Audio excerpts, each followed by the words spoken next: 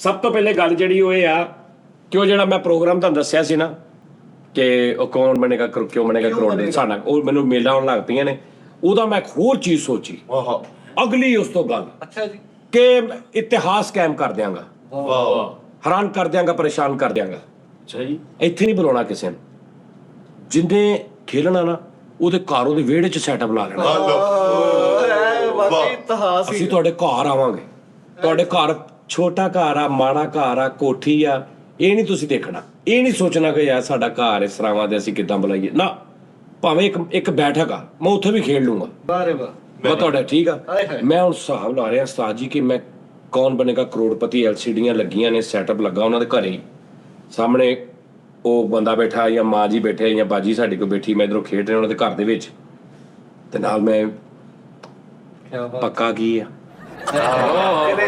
ਚਾਹ ਨਾਲ ਨਿਜ਼ਾਮ, ਤੇ ਉੱਥੇ ਉਹਨਾਂ ਦਾ ਖੇਡ ਰਿਹਾ ਪੂਰਾ ਬੈਕਗਰਾਉਂਡ ਆਡੀਓ ਸ਼ਾਡੀਓ ਪੂਰੀ। ਹੁਣ ਤੁਹਾਡੇ ਘਰ ਦੇ ਵਿੱਚ ਜਾ ਕੇ ਆਪਾਂ ਟੀਵੀ ਲਾਉਣ ਜਾਂ ਛੱਤ ਤੇ ਜਾਂ ਵਿਹੜੇ 'ਚ ਜਿੱਥੇ ਵੀ ਇੰਨਾ ਕੁ ਜਿੰਨੀ ਕਾ ਜਗ੍ਹਾ ਨਾ ਇੰਨੀ ਕਿ ਜਿੱਥੇ ਜਗ੍ਹਾ ਹੀ ਨਾ ਉੱਥੇ ਆਪਾਂ ਖੇਡ ਲਿਆ ਕਰਾਂਗੇ। ਔਰ ਲੋਕਾਂ ਨੇ ਕਹਿਣਾ ਯਾਰ ਆ ਕੌਣ ਆ ਯਾਰ, ਘਰਾਂ ਦੇ ਵਿੱਚ ਜਾ ਕੇ ਕਰੋੜਪਤੀ ਖੇਡਣ ਦੇ ਆਪ ਜਾ ਕੇ ਘਰਾਂ 'ਚ। ਲਓ ਜੀ ਅਸੀਂ ਏਦਾਂ ਕਰਦੇ।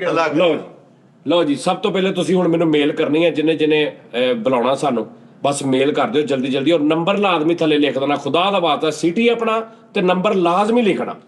ਉਹ ਇੰਨਾ ਕਰ ਦਿੰਦੇ ਜਾਨੀ ਭਾਈ मैंने और मेरी वाइफ ने आना है शो में बस। अच्छा ਹੁਣ मैं फिर को मैसेज लिखा कि अच्छा आप आना है तो आप प्लीज कोई कॉन्टैक्ट नंबर तो दे दें। मैं ਅੱਗੇ ਵੀ ਕਿੰਨੀ ਵਾਰੀ ਕਿਹਾ ਯਾਰ ਇਹਨਾਂ ਨੂੰ ਸਮਝ ਨਹੀਂ ਆਉਂਦੀ ਯਾਰ, ਮੈਂ ਕੀ ਉਹਨਾਂ ਦਾ ਕਰਾਂ। ਵਨ ਮੈਸੇਜ ਸਾਰੀ ਡਿਟੇਲ। ਉਹ ਯਾਰ ਕੋਈ ਇਹ ਤੇ ਦੱਸੋ ਤੁਸੀਂ ਆਉਣਾ ਜੂ ਆ ਤੇ ਮੈਂ ਬੁਲਾਉਣਾ ਵਾ ਤੇ ਕੋਈ ਰਾਬਤਾ ਤੇ ਲਿਖ ਦਿਓ ਥੱਲੇ ਅੱਲਾ ਦੇ ਬੰਦੇ ਹੋ। ਹੁਣ ਤੁਸੀਂ ਆਪਣਾ ਸਿਟੀ ਲਿਖਣਾ ਤੇ ਨਾਲ ਤੁਸੀਂ ਆਪਣਾ ਮੋਬਾਈਲ ਨੰਬਰ ਲਿਖਣਾ, ਠੀਕ ਆ ਜੀ। ਤੇ ਦੱਸੋ ਸਾਨੂੰ ਬੁਲਾਓ, ਅਸੀਂ ਆਉਂਦੇ ਹਾਂ ਤੁਹਾਡੇ ਘਰ ਨਾਲ ਲੰਗਰ। ਔਰ ਬੰਦੇ ਨਹੀਂ ਬੁਲਾਉਣੇ, ਇਹ ਨਾ ਵੀ ਸਾਰਾ ਰਿਸ਼ਤੇਦਾਰ ਗਲੀ ਮਹੱਲਾ ਇਕੱਠਾ ਹੋਇਆ। ਖਬਰਦਾਰ ਮੈਂ ਵਾਪਸ ਆ ਜਾਣਾ, ਮੈਂ ਰਸ਼ ਦੇਖਿਆ ਕਿਉਂਕਿ ਫਿਰ ਸਾਡੇ ਕੋਲ ਉਹ ਕੰਮ ਨਹੀਂ ਹੋਣਾ।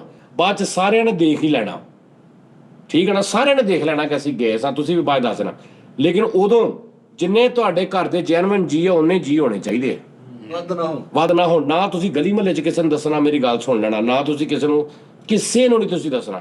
ਅਸੀਂ ਇੰਝ ਚੋਰੀ ਜਾਣਾ ਕਿਉਂਕਿ ਭਾਵੇਂ ਅਗਰ ਪਤਾ ਲੱਗ ਗਿਆ ਨਾ ਗਲੀ ਵੀ ਭਰ ਜੂਗੀ, ਅੰਦਰ ਵੀ ਵੜਨਗੇ, ਕੁਛ 1% ਵੀ ਬੇੜੇ ਗਰਕ ਹੋ ਜਾਣੇ ਨੇ ਸਾਡੇ ਸ਼ੋਅ ਦੇ ਵੀ। ਤੇ ਜਿਹੜਾ ਅਸੀਂ ਆਪਸ 'ਚ ਮਜ਼ਾ ਕਰਨਾ ਉਹਦੇ ਵਿੱਚ ਜਦੋਂ ਅਸੀਂ ਚਲੇ ਜਾਵਾਂਗੇ ਉਸ ਤੋਂ ਬਾਅਦ ਲੋਕਾਂ ਨੇ ਵੇਖ ਵੀ ਲੈਣਾ ਵਾ ਤੇ ਦੱਸ ਵੀ ਦੇਣਾ ਭਾਵੇਂ ਸਾਰਿਆਂ ਨੂੰ। ਤੁਹਾਡੀ ਮਿਹਰਬਾਨੀ ਹੈ। ਇਹਨੂੰ ਇਹ ਬੜਾ ਠੀਕ ਹੈ ਨਾ। ਹਾਂ ਮੈਂ ਉਦੋਂ ਤੁਹਾਡੇ ਘਰ ਵੜਾਂਗਾ ਲੈ ਕੇ ਸਮਾਨ, ਜਦੋਂ ਮੈਂ ਦੇਖਾਂਗਾ ਗਲੀ 'ਚ ਕੋਈ ਬੰਦਾ ਨਹੀਂ ਹੈਗਾ, ਵਾਕਈ ਇਹਨਾਂ ਨੇ ਕੋਈ ਸ਼ੋਖੀ ਨਹੀਂ ਕੀਤੀ।